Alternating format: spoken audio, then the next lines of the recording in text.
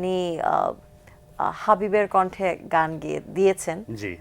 তারপর আপনার গান বালাম গেয়েছেন। আমার আমার বেসিক্যালি গানগুলি যেগুলি রিলিজড হয়েছে সেগুলি মোস্টলি 2001-2 থেকে 10-এর মধ্যে বেশিরভাগ গান। তখনও আমি যেই পেশায় এখন আছি এই চাকরিতে তখনও ঢুকি নাই, সো ওই সময় আমি অ্যাক্টিভ ছিলাম লিরিসিস্ট হিসাবে। তো এরপরে জব লাইফ শুরু হয়ে যাওয়ার পরে মোস্টলি জিঙ্গেল বা ইভেন্ট থিম সং এই সমস্ত কাজকর্ম বেশি করা হয়েছে। বাট এই 2020-এর পরে আমি আবার একটু মনোযোগ দেওয়ার চেষ্টা করেছি। আর গান হাবিব ওয়াহিদের সঙ্গে গানগুলি ওয়াইডলি পপুলার হয়েছে, বাট এর বাইরে জেমস, মাকসুদ ভাই, বালাম ভাই তো আপনিও বললেন, ওয়ারফেজের মিজান, খালিদ ভাই চলে গেছেন আমাদের ছেড়ে, ওনাদের কণ্ঠে আমার গান আছে, এটা আমার জন্য একটা বড় পাওয়া, অ্যাচিভমেন্ট। চলুন ফিরে যাই আমাদের আজকের অতিথি গীতিকার সাকি আহমদের কাছে। সাকি ভাই, আবারও ফিরে এলাম আপনার কাছে। শুরুতে বলছিলাম যে আপনাকে তো পর্দায় আমরা দেখে অভ্যস্ত না, কিন্তু আপনার গান শুনে আমরা খুব অভ্যস্ত, এবং বাংলাদেশের সব বিখ্যাত শিল্পীদের কণ্ঠে আপনার গান গেছে। অনেক না, মানে খুবই, আমার টোটাল গানের সংখ্যাই অনেক কম। কত? বাট যেগুলি রিলিজ হয়েছে মোস্টলি সব নোন আর্টিস্টই। আবার আননোন আর্টিস্ট অনেক গেছে, সেগুলি আবার অত পরিচিতি পায় নাই বলে হয়তো শ্রোতারা ওইভাবে শুনতে পায়নি, জানতে পায়নি। কতগুলো গান রিলিজ হয়েছে এখন পর্যন্ত? 100-র কাছাকাছি হবে। 100টা কি কম? সেটা আপনার অডিও মাধ্যমে, জিঙ্গেল, ইভেন্ট থিম সং এগুলি সব মিলিয়ে সেই হিসেবে বোধহয় 100-র কাছাকাছি। 100টা বোধহয় তারপরও খুব কম নয়, যদিও এই প্রজন্মে এসে দেখা যায়, আমরা যেটা দেখি যে অনেকেই বলছেন যে তারা মৌলিক গান করছেন, কয়েক বছরের মধ্যে শখানেক বা কয়েক শত মৌলিক গান রিলিজের রেকর্ড তারা করে ফেলছেন, কিন্তু সে গানগুলো আসলে টিকে না। এই প্রসঙ্গে আমরা পরবর্তীতে যাব, কিন্তু আপনার গানগুলোর দিকে একটু ফিরতে চাই। আপনি হাবিবের কণ্ঠে গান দিয়েছেন। জি। তারপর আপনার গান বালাম গেয়েছেন। আমার বেসিক্যালি গানগুলি যেগুলি রিলিজড হয়েছে সেগুলি মোস্টলি 2001-2 থেকে 10-এর মধ্যে বেশিরভাগ গান। তখনও আমি যেই পেশায় এখন আছি এই চাকরিতে তখনও ঢুকি নাই, সো ওই সময় আমি অ্যাক্টিভ ছিলাম লিরিসিস্ট হিসাবে। তো এরপরে জব লাইফ শুরু হয়ে যাওয়ার পরে মোস্টলি জিঙ্গেল বা ইভেন্ট থিম সং এই সমস্ত কাজকর্ম বেশি করা হয়েছে। বাট এই 2020-এর পরে আমি আবার একটু মনোযোগ দেওয়ার চেষ্টা করেছি। আর গান হাবিব ওয়াহিদের সঙ্গে গানগুলি ওয়াইডলি পপুলার হয়েছে, বাট এর বাইরে জেমস, মাকসুদ ভাই, বালাম ভাই তো আপনিও বললেন, ওয়ারফেজের মিজান, খালিদ ভাই চলে গেছেন আমাদের ছেড়ে, ওনাদের কণ্ঠে আমার গান আছে, এটা আমার জন্য একটা বড় পাওয়া, অ্যাচিভমেন্ট। ওনারা তো ওইভাবে এখন আর অত গান করেন না এখন, সো একটা দুইটা করে হলেও ওনাদের সাথে কাজ করা হয়েছে, এটা আমার খুব ভালো লাগে এটা ভাবলে। আসলে যখন আপনাকে নিয়ে পড়ছিলাম বা আপনাকে নিয়ে জানছিলাম, তখন আমি দেখলাম যে আপনার লেখা গান অসংখ্যবার শুনেছি। মন ভাঙলে শুনেছি, মন জোড়া লাগলে শুনেছি, নতুন প্রেম আসলে শুনেছি, কিন্তু আমি জানতাম না এই গানের পেছনের মানুষটি আপনি। হাবিবের কণ্ঠে দিন গেল তোমার পথে চাহিয়া। হাবিব ওয়াহিদের শুরুর দিকে আমাদের খুব সুন্দর একটা টাই আপ ছিল। উনি তখনও ওইভাবে, এখন যেই পেসে কাজ করছেন তখনও এত কাজ করা শুরু করেন নাই উনি। ইনফ্যাক্ট ওনার সাথে যখন আমার টাই আপটা হয় তখন কৃষ্ণ, মায়া এই ধরনের রিমিক্স অ্যালবামগুলি তখনও রিলিজ হয় নাই। সো উনি তখন একজন যা খুবই স্ট্যান্ডার্ড একজন সেশন প্লেয়ার বা এরকম, বা ব্যান্ড করবেন এরকম একটা ব্যাপার ছিল। সো ওই সময় আমরা অনেক গান করেছি একসাথে। আপনার আরেকটি গানের কথা আমার মনে পড়ছে, রাত নির্ঘুম বসে আছি, দক্ষিণের জানালা খুলে। সো এই গানটার টাইটেল এসো বৃষ্টি নামাই, বাট রাত নির্ঘুম নামেই এটা বেশি পরিচিত। এই গানগুলোকে আমরা দেখছি যে আমরা এটা আমাদের স্কুল জীবনে থাকতে শুনেছি, কিন্তু এখনো এসে দেখছি এই গানগুলোর সমান চাহিদা রয়েছে। এই গানগুলো সোশ্যাল প্ল্যাটফর্মসে এখন রিলসে ব্যবহার হচ্ছে, অনেকে কিন্তু বিজনেস পারপাসেও ব্যবহার করছে, তাদের প্রোডাক্ট প্রমোশনে এই গানগুলো ব্যাকগ্রাউন্ডে রেখে প্রোডাক্টগুলোকে ডিসপ্লে করছে। মডেলরা নানান ভাবে আসলে র্যাম্পে হাঁটছেন। কেমন লাগে ব্যাপারগুলো আপনার? অ্যামেজিং। এটা মানে আমাকে চিনলো বা না চিনলো বা না জানলো এর থেকে বেশি আমার ভালো লাগে যে নতুন করে আমার মনে হয়েছে যে 2020-এর পর থেকে বোধহয় এই গানগুলি নতুন করে আবার উঠে আসছে। যেমন সময়ের হিসাব করতে গেলে এই যেই গানগুলির কথা এখন বলছি আমরা, এগুলির বয়স এক একটার 20 বছর বা তারও কিছু বেশি হবে। সো এত বছর পরেও এগুলি আবার নতুনভাবে একটা গ্রহণযোগ্যতা পাচ্ছে, চাহিদা শুনছে সবাই নতুন করে। আমার খুবই খুবই ভালো লাগে, ভীষণ ভালো লাগে।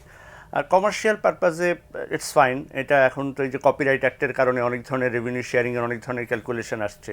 সো এটা সবার জন্যই আসলে অন্য কেউ যদি বিজনেস পারপাজে ইউজ করেও সেটাতে আসলে beneficiary, lyricist, composer, singer, to some extent level, production house সবাই। সো এটা ডেফিনেটলি এটা একটা পজিটিভলি আমি নিচ্ছি। আপনি যখন এই গানগুলো করেছিলেন সেই সময় তো গানগুলো জনপ্রিয়তা পেয়েছিল এবং তখন প্ল্যাটফর্ম কম ছিল এবং ইন্ডাস্ট্রিতে মানুষের সংখ্যাও কম ছিল, মানুষকে চেনাও সহজ ছিল। রাইট। আপনার কি মনে পড়ে সেই সময় মানুষজন আপনাকে কি জানতো যে সহজ এই ছিল গানটা কি আসলে? সাকিব সহজ লেখা? বোধহয় ছিল না, বরং আমার কাছে মনে হয় যে এখন বোধহয় সহজ। এখন কেউ চাইলে গুগল সার্চ করলে বা এখন যে সমস্ত নতুন নতুন টেকনোলজি আসছে, কেউ চাইলে আসলে খুঁজে দেখতে পারছে। তখন এই খুঁজে দেখার সংখ্যাটাও কম ছিল। এটা অ্যালবাম আকারে যখন কোনো গান রিলিজ হয়েছে তখন ওই অ্যালবামে যদি স্লিপসে যদি ক্রেডিট লাইন থাকতো তাহলেই শুধুমাত্র চেনা জানার উপায় ছিল।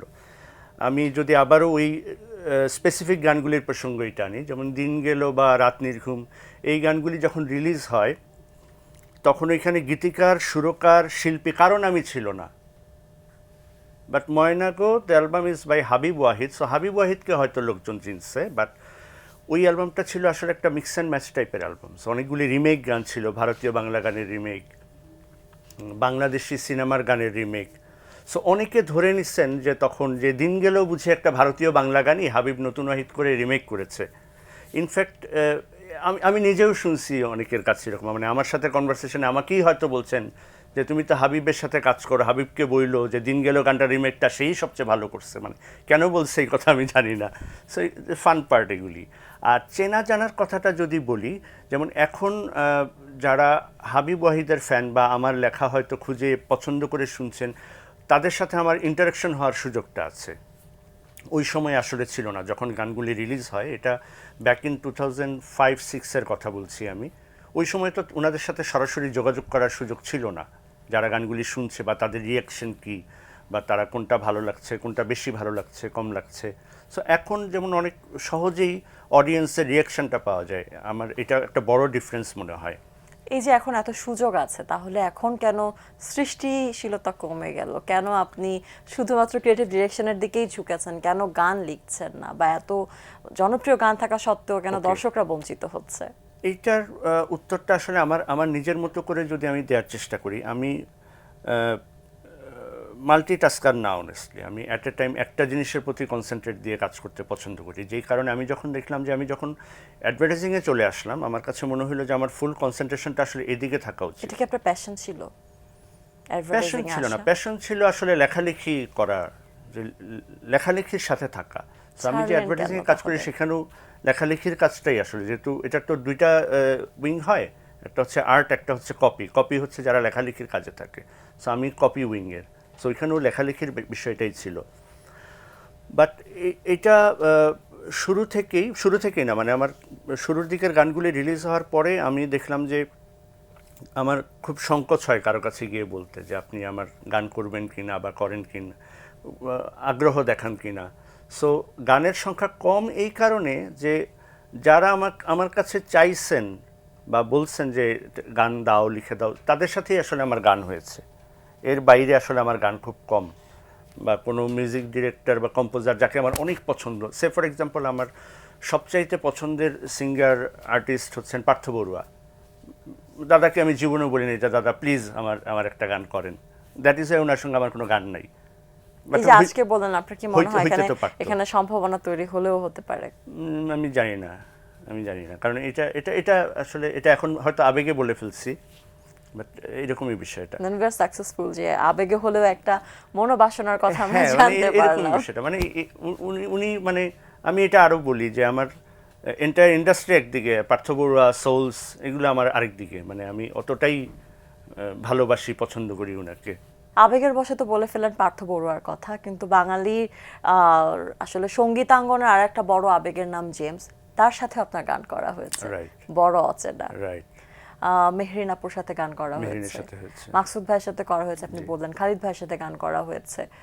নিশ্চয়ই পার্থ বড়ুয়ার সাথে যেটি অপ্রাপ্তি রয়ে গেছে সেটি পূর্ণ হবে বলে আমরা বিশ্বাস করি, কিন্তু একটু জানতে চাই যে এত বড় বড় মানুষদের সাথে কাজ করা হয়েছে, আপনার কোনো মজার স্মৃতি আছে কিনা? ওয়েল, আমার জেমস ভাইয়ের সাথে যেই গানটা, জেমস ভাই তখন মিক্সড অ্যালবামগুলিতে মানে তুমুল জনপ্রিয়, উনি যা গাচ্ছেন তাই জনপ্রিয় হচ্ছে, এরকম একটা ব্যাপার। সো তখন সাউন্ড গার্ডেন স্টুডিওতে রেগুলার বেসিসে কাজ হতো, সো ওইখানে মাঝে মাঝে ইন্টারাকশন হতো, দেখা হতো, বাট মানে কোনো ওনার সাথে আমার অনেক সখ্যতা ছিল এরকম না বিষয়টা। ওনার সাথে এত সখ্যতা জেমস সবার ভাইয়ের সাথে সখ্যতার ব্যাপারটা বোধহয় খুবই আনকমন একটা হ্যাঁ, ব্যাপার। খুবই আনকমন। মানে আপনার সাথে আজকে বসে উনি চা খাবেন, কালকে দেখা যাবে যে আপনাকে হয়তো মনেও করতে পারছেন না, মানে এরকমও হয় বিষয়গুলি। বাট এটা আমি যখন কার কথা বলছি 2001-2 সালের দিকের কথা, তখনও ল্যান্ডলাইন ইউজ করি আমরা। তো এই গানটা রিলিজ হওয়ার পরে জেমস ভাই একদিন সাউন্ড গার্ডেনের ম্যানেজার ছিলেন তখন পরিমল দা নামে একজন ভদ্রলোক। পরিমল দাকে সবাই চিনে ইন্ডাস্ট্রি, কারণ সব ক্যাসেটেই ওনাকে ধন্যবাদ জানাইতো সব আর্টিস্টরা। পরিমলদার থ্রুতে ওই সাউন্ড গার্ডেনের অফিস থেকে উনি ফোন করলেন আমার বাসার ল্যান্ডলাইনে, ফোন করে বললেন যে মানে আমি যখন কথা বলতে শুরু করলাম, উনি বললেন যে গান শুনছিস, গান কেমন হয়েছে, যে তুই বললি না একবারও গানটা ভালো হয়েছে। মানে এটা আমার খুব মজার একটা স্মৃতি আমার জীবনের। মানে ওই দিন হয়তো উনি এমনি র্যান্ডমলি হয়তো দুষ্টু করেই হয়তো ফোনটা করছেন বা মজা করেই হয়তো করছেন, বাট এটা খুব মজার একটা স্মৃতি। ভাগ্যিস ফোনটা আপনার মিস হয়ে যায়নি। না, ল্যান্ডলাইন তো আসলে মিস হওয়ার সম্ভাবনা কম। ফোন ধরছেন আব্বা হয়তো বুঝেও নাই কে ফোন করছে, আব্বা হয়তো ডেকে, আমাকে এক্স্যাক্টলি লাইনটা মনে নেই, হয়তো এরকম কিছু বলছেন, এই দেখো তো জেমস নামের কে তোমাকে একজন খুঁজে, এ কে, এরকমও হয়তো হয়েছে। আপনি বলছিলেন যে হাবিব ওয়াহিদ যখন হাবিব ওয়াহিদ হয়ে ওঠেননি সেই সময়ে আপনার তার সাথে গান করা হয়েছে, পরবর্তী সময়ে আপনার মেহেরিনের সাথে গান করা হলো, বালামের সাথে গান করা হলো, জেমসের সাথেও গান করা হলো। এই যে এত জনপ্রিয় শিল্পীদের সাথে আপনার সংযোগটা, বা তারা আসলে আপনার গানটা গাইলেন, তখন কিন্তু আপনার গানও হয়তো বা এতটা জনপ্রিয়তা পায়নি, বা হয়তো বা প্রথম আপনি লিখতে শুরু করেছেন। মানুষ আপনাকে বিশ্বাস করলো কিভাবে, আস্থা রাখলো কিভাবে? এটা কোন ফায়াকুনের মতো কিভাবে হয়ে গেছে আমি জানি না, এটা স্পেসিফিক কোনো আনসার আমার কাছে নাই। বাট আমি আবারও ওই আমার একই প্রসঙ্গেই যাচ্ছি যে শ্রোতারা যেটা পছন্দ করেন ওইটাই তো আসলে প্রডিউস হয়। সো শ্রোতারা যখন শুনতে পারছেন, তারা কোনো একটা গানকে পছন্দ করছেন, তখন হয়তো কোনো স্পেসিফিক আর্টিস্ট বা মিউজিক ডিরেক্টর হয়তো চাইছেন যে ঠিক আছে অমুক লিরিসিস্টের লিরিক নিয়ে কাজ করে দেখি কি হয়। বাট এটা তো সব ক্ষেত্রে হয় না। এখন হয়তো আমার সবচাইতে বেশি পছন্দ করেছে যেই গানগুলি মানুষ, হাবিব ওয়াহিদের সঙ্গেই যদি ধরি, হাবিব ওয়াহিদের সঙ্গে এখন আবার লিখলে হয়তো এটা ওই লেভেলের জনপ্রিয়তা হয়তো নাও পাইতে পারে। আপনি অনেক শিল্পীর জন্য গান লিখেছেন, কিন্তু এখন পর্যন্ত মেহরিন আপুর নামটি নারী শিল্পী হিসেবে আমি পেলাম। নারী শিল্পীদের মধ্যে আর কার সাথে আপনার কাজ করা হয়েছে? নারী শিল্পীদের মধ্যে সিমিন সাইফুদ্দিন নামে একজন আর্টিস্ট আছেন, উনি রাগা ব্যান্ডে ছিলেন, এখন গ্রুপ ট্র্যাপ নামে ওনার নিজের একটা ব্যান্ড আছে। তার কণ্ঠের ম্যাক্সিমাম বাংলা গানই আমার লেখা, সো উনি গিয়েছেন এরকম। আর কণিকার সঙ্গে গান করেছি আমি, ওটাও হাবিব ওয়াহিদের সুরেই। সিমিনের কথা আলাদাভাবে বলতে চাই এই কারণে যে হাবিব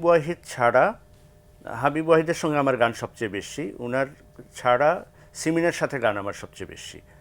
সো ওই ইভেন তাদের নতুন অ্যালবামের কাজ চলছে এখন, ওইটাতেও মোস্ট প্রবাবলি সবগুলি গানই আমিই লিখছি। 6টা গানের কাজ হয়েছে এর মধ্যে এখন পর্যন্ত। এলিটা আপুর ভয়েসে আমার কিছু গান আছে। আপনি শিরিন আপুর সাথে একটা গান করেছিলেন খুব সম্ভবত, ধীরে চলো ও নদী। হ্যাঁ, নদী, এই গানটাও ওয়াইডলি ফেমাস। এই গানটার থ্রুতেও অনেকে হয়তো আমাকে খুঁজে বের করছেন বা চিনছেন। এই গানটা ফুয়াদ আল মুক্তাদিরের সুর করা, সঙ্গীত করা। এই গানটার আরও একটা মেইল ভার্সনও আছে, বাট শিরিনের ভার্সনটা বেশি পপুলার হয়েছে।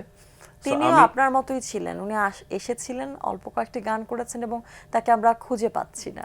রাইট। এই যে এত সুন্দর সুন্দর গান আপনি আমাদেরকে উপহার দিয়েছেন, আমাদের প্রত্যাশা থাকবে আপনি আরো সুন্দর গান আমাদেরকে উপহার দেবেন, কেননা দিন গেল তোমারই পথ চাইয়া যিনি লিখেছেন তার গানের জন্য অপেক্ষা করাটা আমাদের জন্য আসলে দিন গোনাটা কঠিন হয়ে যাবে।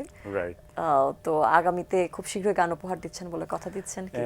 আমার যেহেতু এই যে আমি বললাম যে আমি ব্রেক নিয়ে গ্যাপ দিয়ে দিয়ে লিখি, সো আমি যাদের সঙ্গে কাজ করে কমফোর্টেবল বা যারা গান নিয়েছেন তারাও আসলে হয়তো ব্রেকেই আছেন আমার ধারণা। আমি সপ্তাহখানেক আগে একটু একটা সর্টিং করার চেষ্টা করলাম যে কী পরিমাণ গান আসলে পাইপলাইনে আছে। সো নিয়ারলি 25 to 30 সংস হবে যেগুলো ইয়েট টু বি রিলিজড।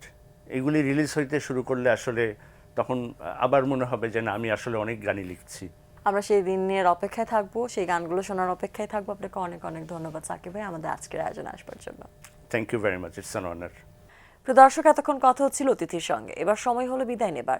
আমাদের অনুষ্ঠান সম্পর্কে আপনার যে কোনো মতামত পরামর্শ জানাতে লিখুন এই ঠিকানায়। প্রযোজক Din Protidin, Bangla Vision, Noor tower, 110 Bir Uttom C R Dutta road, Dhaka 1205। Phone 96320303 থেকে 4। আমাদের ইমেল অ্যাড্রেস দিন প্রতিদিন @banglavision.tv। মার্কিন ব্যবসায়ী লুইস বিওলের একটি উক্তি বলে বিদায় নেব আজ। তিনি বলেছেন, প্রতিবেশীকে ভালোবাসুন, কিন্তু তার আগে ভালো প্রতিবেশী খুঁজে নিন। প্রিয় দর্শক, সবাই ভালো থাকুন, সুস্থ সুন্দর থাকুন, ভালো প্রতিবেশীর পাশে থাকুন। আচ্ছা, এটা দিন সবার জন্য শুভ ও কল্যাণময় হোক।